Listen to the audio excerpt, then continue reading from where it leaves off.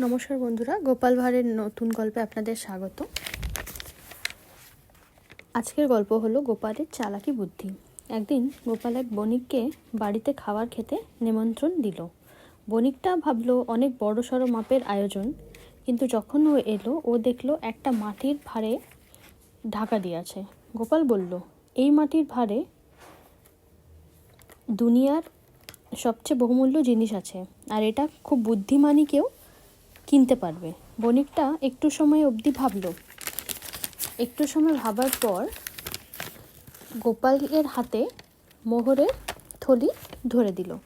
গোপাল মানা করে দিল। তারপর আবার বণিকটা দ্বিগুণ করে মোহরের থলিটা গোপালকে দিল, তাও গোপাল নিল না।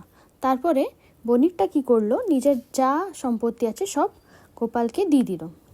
তারপর গোপালের ঢাকা খুললো, আর যখন গোপাল ঢাকা খুললো তখন ভিতরে শুধু বাতাস ভরা।